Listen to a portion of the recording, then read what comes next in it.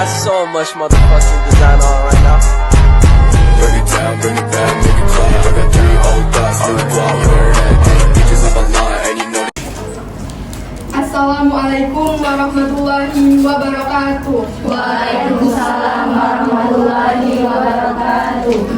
Alhamdulillahirabbil alamin.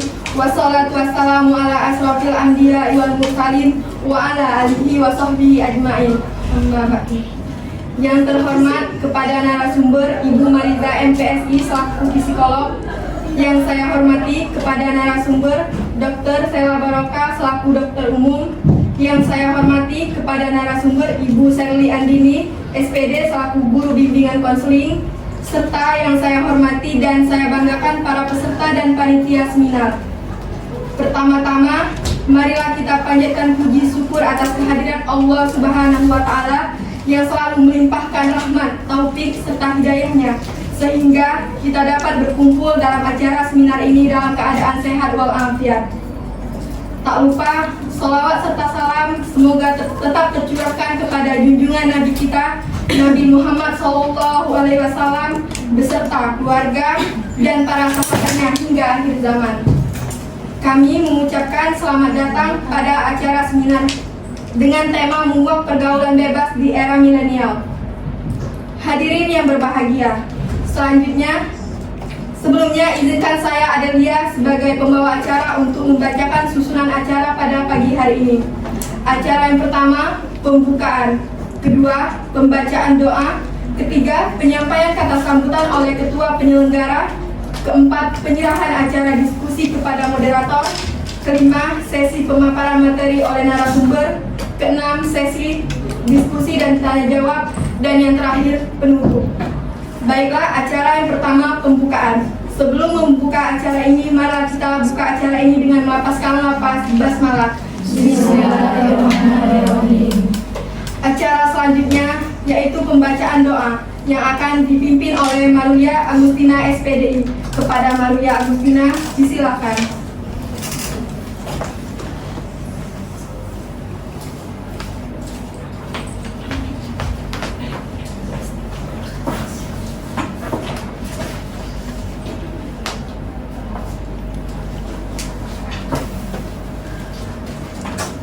Baiklah, sebelum kita memulai acara, ada baiknya kita berdoa terlebih dahulu. A'udzubillahi minasyaitonirrajim. Bismillahirrahmanirrahim. Alhamdulillahirabbil alamin. Arrahmanirrahim. Maliki yaumiddin. Iyyaka na'budu wa iyyaka nasta'in. Ihdinas siratal mustaqim. Siratal ladzina an'amta 'alaihim ghairil maghdubi 'alaihim waladdallin. Amin. Ya Allah, ya Rahman, ya Rahim, dengan segala kebesaran dan keagungan-Mu, dengan tak henti-hentinya kami mengucapkan puji serta syukur kehadiran-Mu, serta dengan menadahkan tangan untuk memohon kehadiran-Mu. Pada saat ini kami hadir dalam melaksanakan acara seminar. Tiada harapan dan dambaan kami melainkan mengharapkan barokah dan ridho-Mu selalu. Ya Allah, ya Tuhan kami, di awal pertemuan ini berikan kelancaran kegiatan kami sampai nanti di penghujung kegiatan ini, dengan mengharapkan kemanfaatan, ridho dan barokah dalam pelaksanaan ini, guna meningkatkan pengetahuan, keterampilan serta kepribadian kami. Ya Allah, kabulkanlah doa dan permohonan kami, dengarkanlah harapan dan permohonan kami.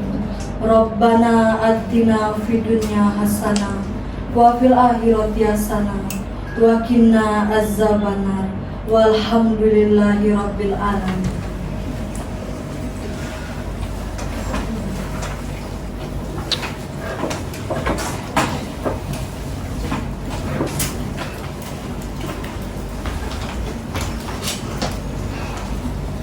Selanjutnya, dalam rangka acara seminar kenakalan remaja, mari kita dengarkan kata sambutan dari ketua penyelenggara yang akan disampaikan oleh Sela Renanda MPD. Kepada Sela Renanda disilakan.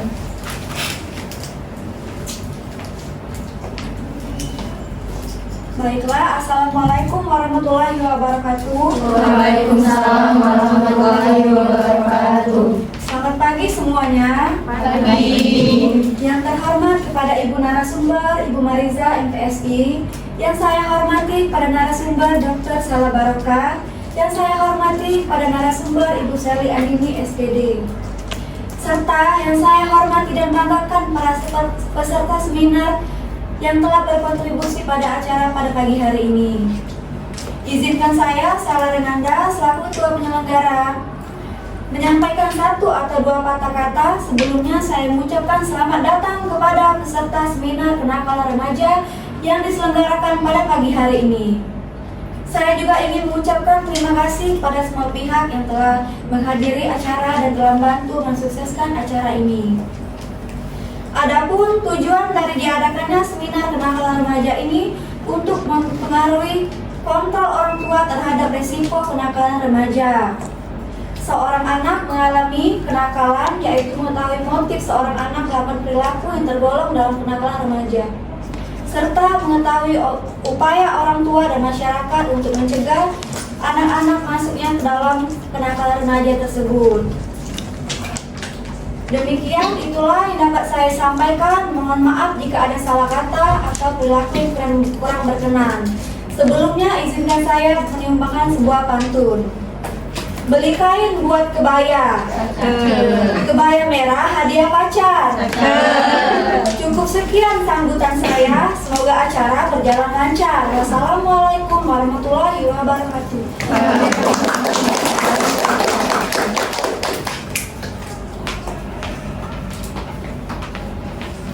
Baik, terima kasih kepada Sela Renanda telah memberikan kata sambutannya. Acara selanjutnya akan saya serahkan langsung kepada Sulisman Silata selaku moderator untuk memulai seminar pada pagi hari ini. Pada Sulisman Silata disilakan. Baik, terima kasih pembawa acara. Assalamualaikum warahmatullahi wabarakatuh. Waalaikumsalam warahmatullahi wabarakatuh. Selamat pagi dan salam sejahtera untuk kita semua. Terima kasih atas kesempatan yang telah diberikan kepada saya untuk memandu jalannya diskusi dalam seminar kenakalan remaja dengan tema menguak misteri pergaulan bebas di era milenial. Telah hadir bersama saya 3 narasumber yang luar biasa yang saya hormati dan para peserta. Sebagaimana yang telah kita ketahui bersama bahwa maraknya kenakalan remaja semakin tidak terkendali pada zaman ke zaman.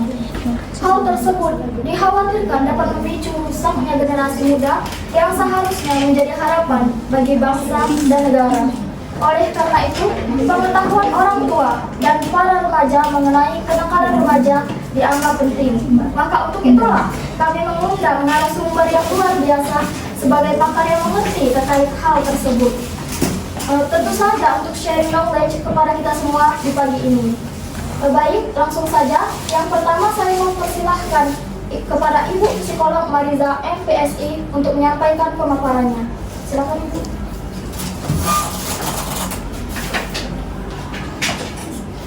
Terima kasih kepada Ibu Moderator yang sudah menyampaikan serta yang menyampaikan. Perkenalkan, saya Mariza, saya adalah psikolog. Ada yang kenal nggak? Lihat. Saya di sini akan menyampaikan pandangan psikolog terhadap kenakalan remaja. Saya ingin bertanya nih, ada yang tahu nggak kenakalan remaja itu apa? Ada yang tahu? Yes. Kenakalan remaja adalah perilaku yang melanggar norma, aturan, atau hukum dalam masyarakat yang dilakukan oleh remaja. Perilaku tersebut dapat merugikan diri sendiri, orang lain, atau lingkungan sekitar. Biasanya kenakalan ini disebut sebagai juvenile delinquency.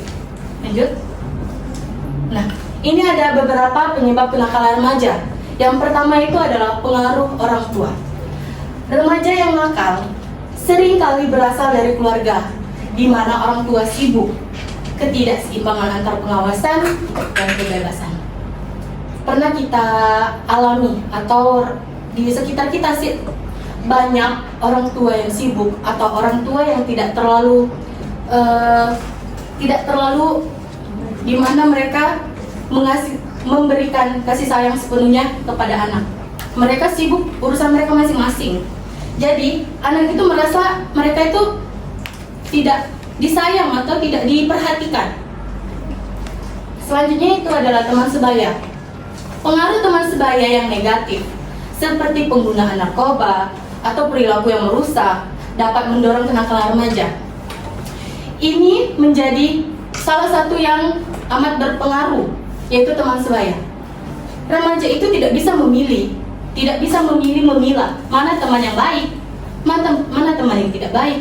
Mereka itu ya kalau dapat teman ya sudah berteman seperti biasa. Mereka tidak bisa menyaring apakah teman itu memberikan positif atau negatif kepada kita. Selanjutnya itu adalah gangguan psikologis.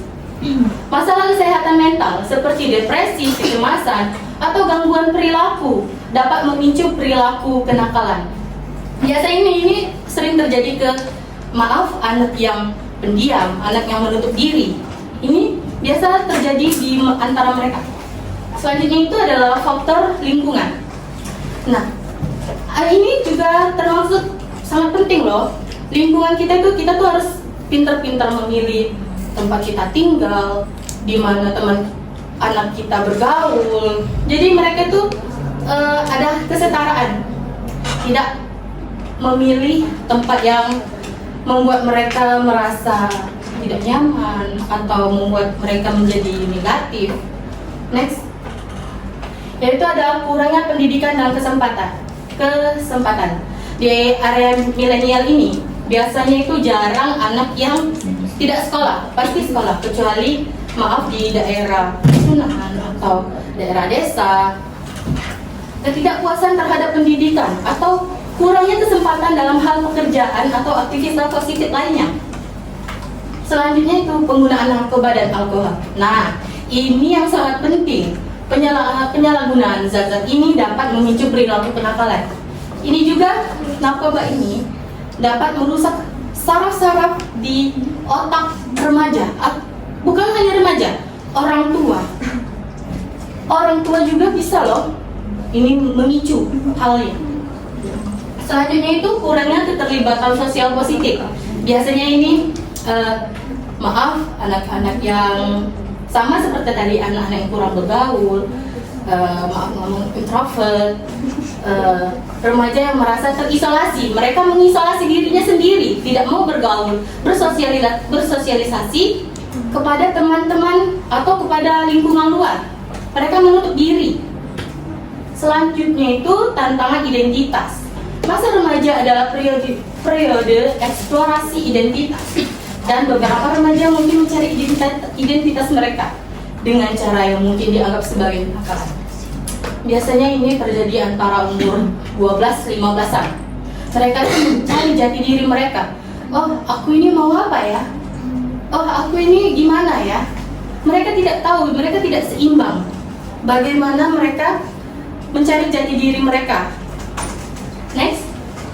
Nah, ini dua faktor yang mempengaruhi, yaitu ada faktor internal dan eksternal.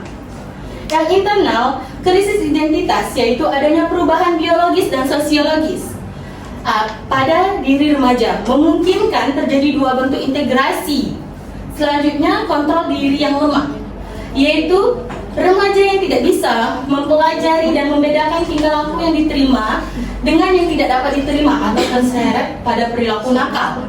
Biasanya ini anak-anak yang tidak tahu, kita tegur nih, kita tegur, gak boleh begini, gak boleh begitu, gak boleh. Mereka biasa saja menganggap itu teguran semata, bukan teguran yang kalau ditegur ya sudah, diam gak, berhenti.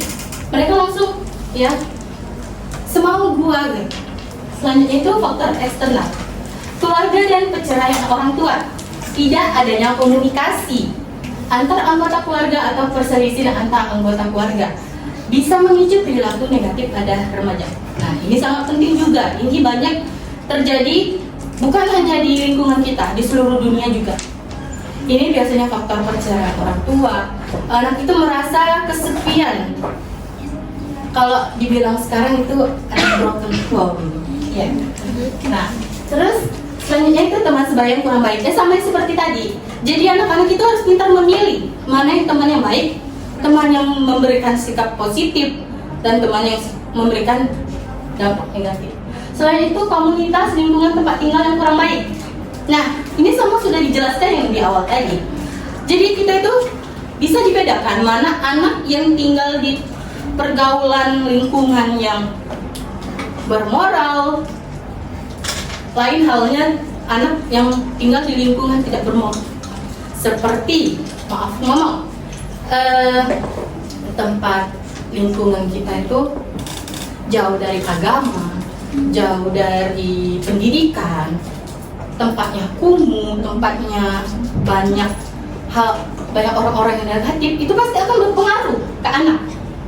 Selanjutnya, nah ini ada cara mengatasi kenakalan remaja, yaitu ada prinsip keteladanan, adanya motivasi dari keluarga, guru membenahi kondisi keluarga, teman sebaya untuk melakukan poin pertama. Selanjutnya itu tingkatkan agama, kemauan orang tua untuk sehingga tercipta keluarga yang harmonis, komunikatif, dan nyaman bagi remaja.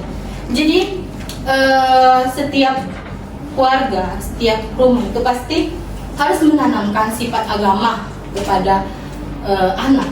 Jadi mereka itu tahu bahwa oh yang saya lakukan ini salah, yang saya lakukan ini tidak baik.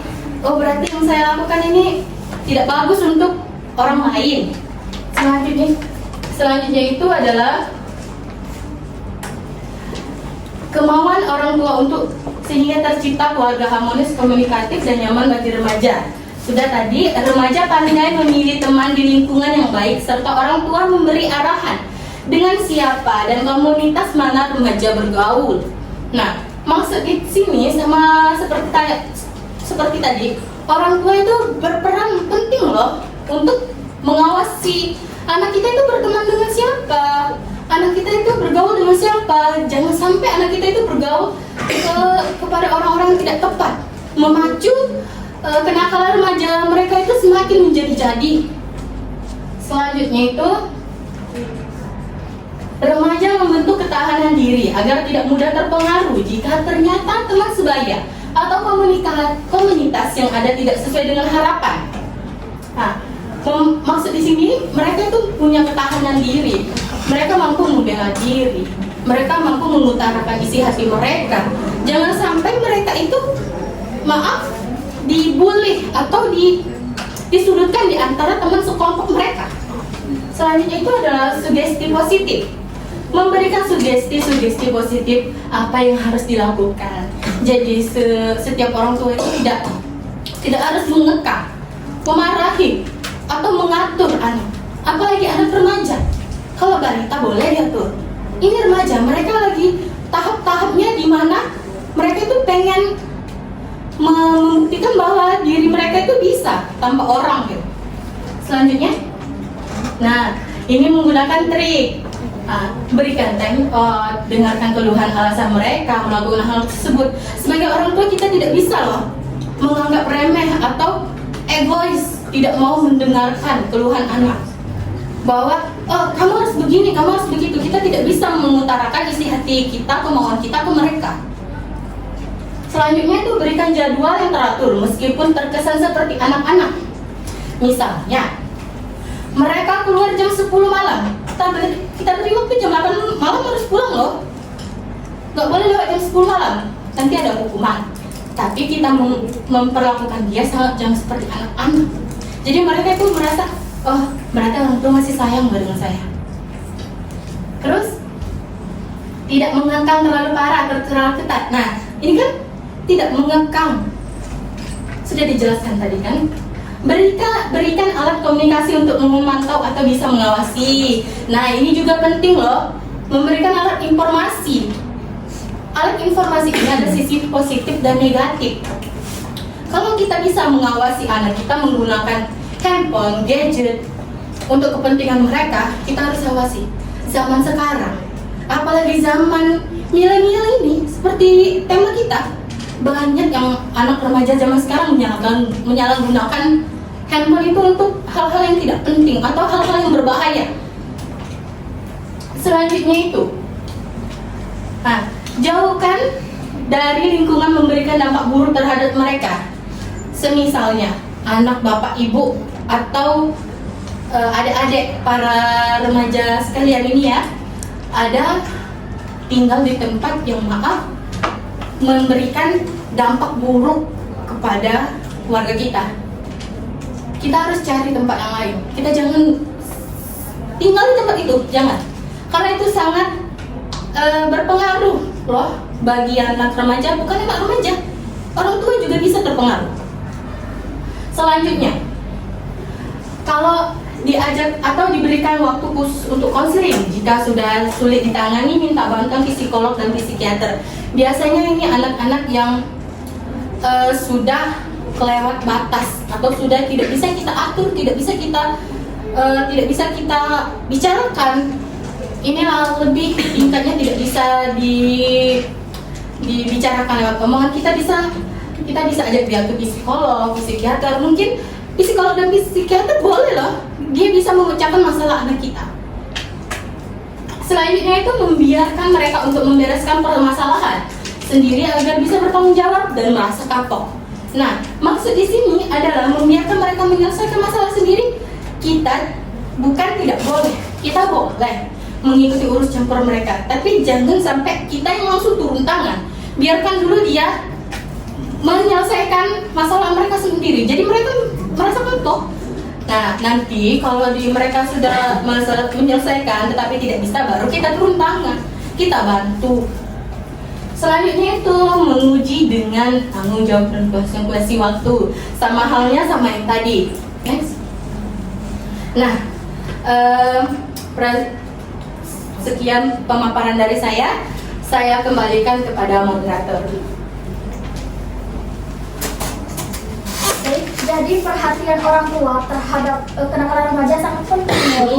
Iya, terima kasih. Baik, selanjutnya kami di sini mengundang Ibu Guru Bimbingan Konseling dari SMA Jatinegara kepada Shirley SPD. Silakan.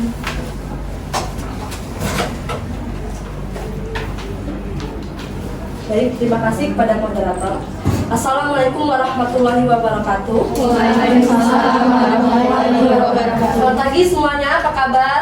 Baik. Perkenalkan, nama saya Shirley Andini sebagai guru BK atau Bimbingan Konseling di SMA Jatinangor. Langsung saja, kali ini kita akan membahas mengenai kenakalan remaja yang berupa bolos, merokok, tawuran, mabuk-mabukan, serta bahkan ada yang sampai hamil di luar nikah. Masa remaja merupakan sebuah masa transisi atau masa peralihan dari masa kanak-kanak menuju ke masa dewasa, yang dimana pada masa ini anak-anak itu mengalami yang namanya gejolak emosi yang belum stabil serta sedang mengalami namanya pubertas. Kemudian kenakalan remaja ini sering mereka lakukan dikarenakan banyak hal-hal yang mempengaruhinya. Contohnya seperti faktor eksternal. Banyak sekali faktor yang bisa mempengaruhinya, seperti merasa bosan ketika di dalam ruang kelas dikarenakan sebuah metode yang digunakan oleh gurunya tidak menarik, kemudian metode belajar yang digunakan tidak sesuai dengan karakter siswa, dan terkadang terpengaruh oleh teman-temannya untuk bolos dari kelas pelajaran. Kemudian ketika ada faktor eksternal, ada juga faktor internal atau faktor yang timbul dari diri siswa itu, seperti rendahnya motivasi belajar, kemudian adanya tugas yang belum terselesaikan ketika diberikan oleh gurunya, dan ketika untuk masuk ke jam pelajaran selanjutnya ia takut untuk mengikuti jamnya. Kemudian selanjutnya ada merasa tidak mampu dari sebuah mata pelajaran tertentu. Biasanya anak-anak ini merasa tidak mampu di pelajaran yang ada hitung-hitungan, benar kan? Benar. Selanjutnya, kemudian yang paling parah itu ada kenakalan remaja yang sampai mengakibatkan hamil di luar nikah atau yang sering disebut married by accident. Berdasarkan dari website kompas.com, Kepala Badan Koordinasi Keluarga Berencana Nasional atau BKKBN Bapak Hasta Wardoyo mengatakan bahwa hubungan seks di luar pernikahan telah menjangkiti kalangan remaja usia belasan tahun. Banyak remaja yang mengaku pertama kali melakukan hubungan seks di usia 16 sampai 17 tahun. Sedangkan usia pernikahan rata-rata adalah usia 12 tahun sampai 22 tahun. Dikarenakan biasanya remaja ini sering tertarik dan memiliki keingintahuan yang tinggi terhadap hal-hal yang belum diketahui seperti pergaulan bebas seperti seks maupun pornografi. Remaja ini ditambah lagi dengan adanya kemudahan untuk mengakses sebuah informasi melalui media sosial. Jadi pelajar ini dengan mudah dan sangat liar dalam mengakses informasinya. Kemudian kita dalam kejadian hamil di luar nikah ini, pihak yang paling dirugikan itu adalah pihak perempuan, dikarenakan ia harus berhenti sekolah ketika mengandung karena tidak ada sekolah yang mau menerima siswinya yang sedang hamil.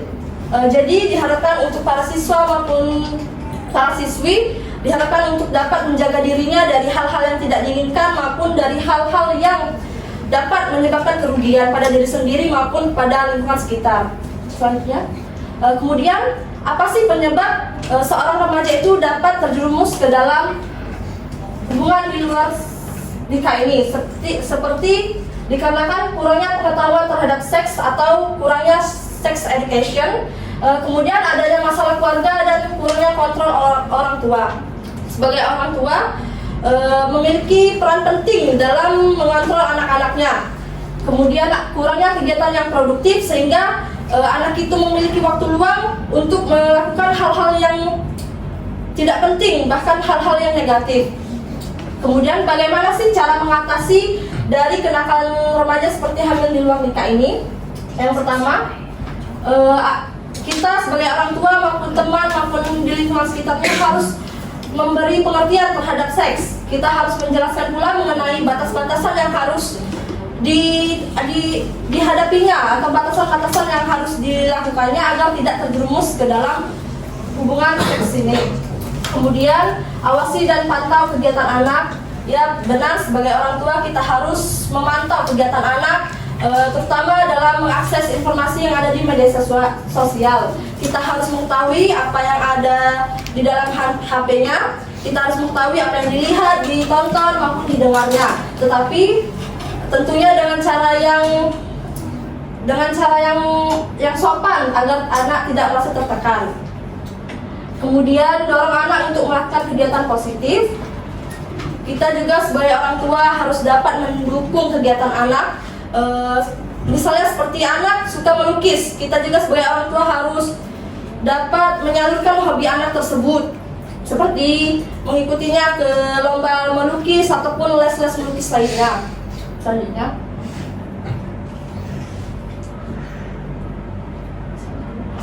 baik, itu dulu yang dapat saya sampaikan. Semoga informasi yang dapat bermanfaat. Saya kembali kepada moderator. Terima kasih. Baik, jadi pengetahuan anak-anak terhadap pergaulan bebas juga sangat penting ya Bu? Iya benar. Iya, terima kasih. Baik, selanjutnya kami mengundang Ibu Dr. Sela Barokah. Silakan Ibu.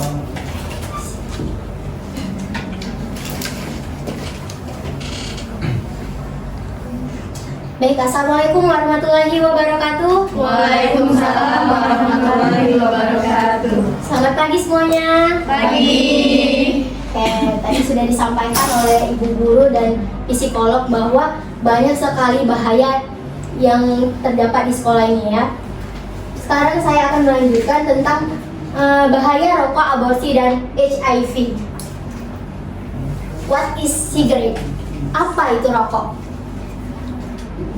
Rokok adalah silinder dari kertas yang berukuran panjangnya 70 sampai dengan 120 mm yang berisi daun tembakau yang telah dicacah.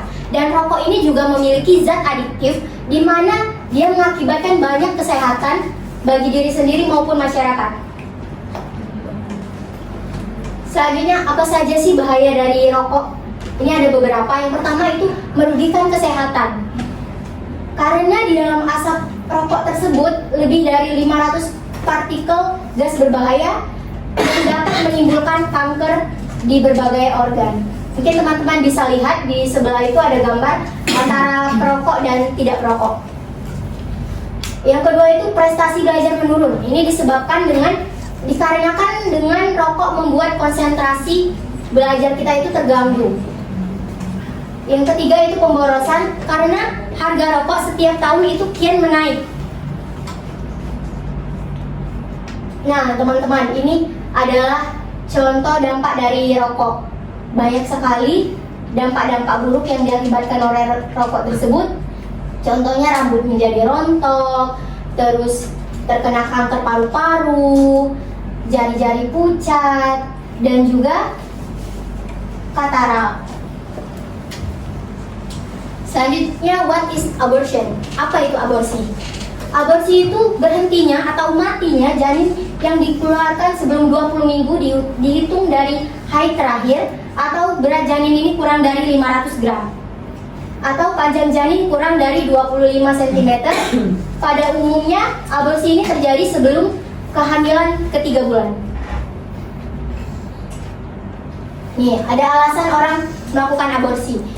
Karena adanya hubungan seksual di luar nikah, atau kehamilan karena perkosaan, sehingga seseorang ini menganggap bahwa janin yang di dalam kandungannya itu merupakan aib yang harus ditutupi.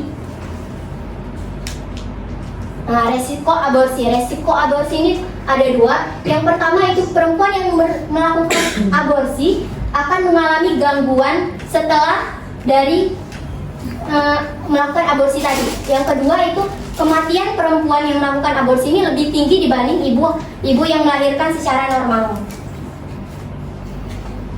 Sekarang, what is HIV? Apa itu HIV? HIV itu adalah virus yang menyerang sistem kekebalan tubuh manusia. AIDS itu nama lain dari HIV. HIV itu nama virusnya. Kalau AIDS itu orang yang positif terkena HIV tadi. Cara penularan HIV ini dapat ditularkan dengan melalui berbagai cairan tubuh dari individu yang terinfeksi seperti darah, air susu, air mani, dan cairan vagina. Individu tidak dapat terinfeksi melalui kontak sehari-hari, biasa seperti berciuman, berpelukan, berjabat tangan, atau berbagai benda pribadi, makanan, atau air. Hubungan seksual yang tidak aman dengan orang yang telah terpapar HIV tadi. Apakah HIV dapat disembuhkan? Meski bisa diobati, tetapi orang yang telah mengidap HIV tersebut tidak bisa disembuhkan sampai saat ini. Sampai datanya itu sudah termasuk di SIH tadi. Baik, mungkin itu saja pemaparan saya. Terima kasih. Selanjutnya saya kembalikan kepada moderator. Jadi akibat dari kenakalan remaja ini tentu sangat berbahaya ya Bu. Iya, betul. Iya, terima kasih. Baik, selanjutnya seluruh narasumber kita telah memaparkan materinya, dan tentu saja pasti hal tersebut akan memantik tanggapan atau pertanyaan dari para peserta. Jadi saya buka sesi tanya jawab. 3 pertanyaan untuk sesi pertama. Bagi yang ingin bertanya, saya persilakan. Baik, 1. Siapa lagi? 2, satu lagi? Ya, 3. Oke. Baik, yang pertama dulu, silakan Bu. Assalamualaikum warahmatullahi wabarakatuh. Waalaikumsalam warahmatullahi wabarakatuh. Saya Dewi Sulpina dari wali murid ingin bertanya, mengapa penderita HIV sangat rentan terkena penyakit infeksi lainnya? Baik, jadi pertanyaannya untuk Bu Dokter ya? Ya. Ya, terima kasih. Selanjutnya, yang kedua. Assalamualaikum warahmatullahi wabarakatuh. Apa hubungan antara merokok dengan gangguan psikolog?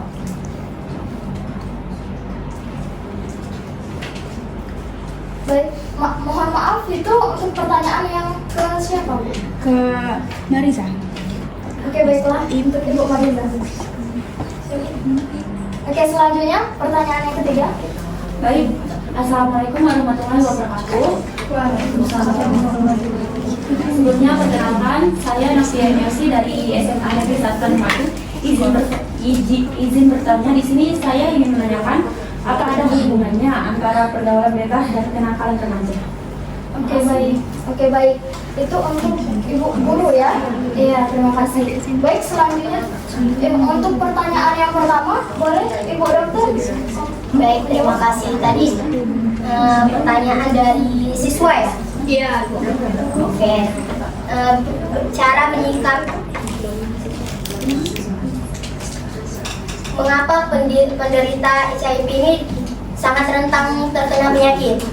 Dikarenakan di dalam virus HIV itu mengandung yang namanya virus CD4, di mana itu menyerang sistem kekebalan tubuh kita, sehingga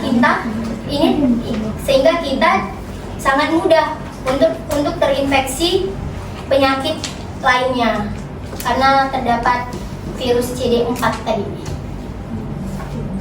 Terima kasih. Oke baik. Selanjutnya untuk langsung Ibu Guru dulu ya. Oke baik. Silakan. Boleh diulangi pertanyaannya? Pertanyaannya, apa ada hubungannya antara pergaulan bebas dan kenakalan remaja, terutama di lingkungan sekolah? Baik, terima kasih. Apakah ada hubungan antara kenakalan remaja dan lingkungan sekolah? Sebenarnya banyak hubungannya. Ketika kita melakukan kenakalan remaja, tentunya bisa berdampak ke lingkungan sekolah, baik dari pertemanan maupun dalam kita belajar. Pembelajaran di sekolah akan terganggu dengan adanya kenakalan-kenakalan kita yang pernah kita lakukan. Kemudian lingkungan pertemanan kita juga akan berubah, yang mulai dari awalnya berteman dengan orang-orang yang baik, kemudian berubah menjadi berteman dengan orang-orang yang menurut dia selaras nih dengan apa yang sering dilakukannya. Baik, itu saja. Terima kasih. Baik, terima kasih Ibu Guru. Selanjutnya untuk pertanyaan dari Saudari Novia Silvia. Pertanyaan tadi, apa hubungan antara merokok dengan penggunaan psikologi? Yaitu hubungannya itu ada sangat erat, karena merokok itu meningkatkan efek dominan, sama seperti narkoba. Itu membuat efek ketagihan mengulang-ulang. Mereka kalau mati itu tuh merasa dunia ini layang-layang bagi mereka.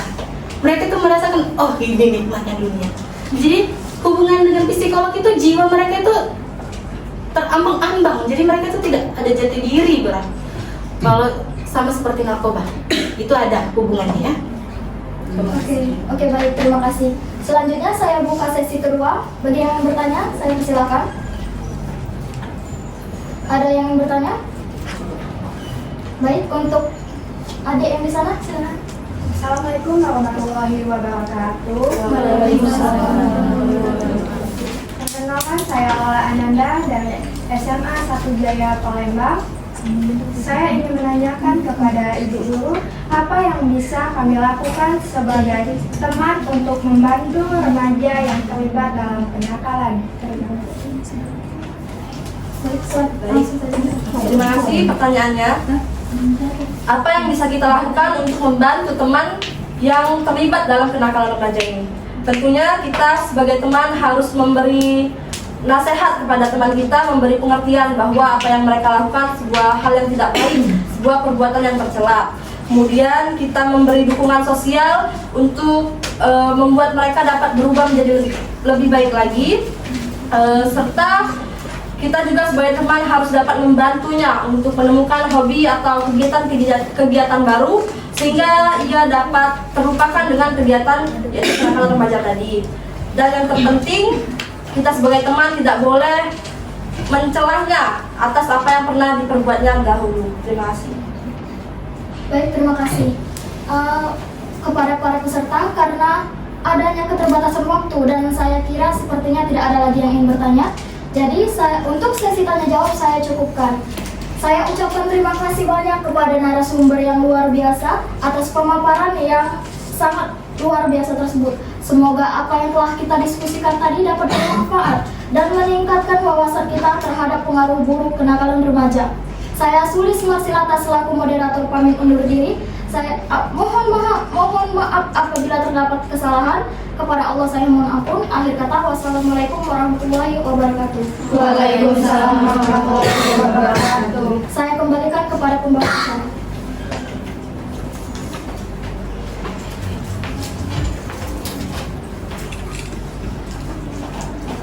Baiklah, hadirin yang berbahagia, setelah berakhir acara diskusi kita pada hari ini, maka tiba kita pada acara yang terakhir, yaitu penutup.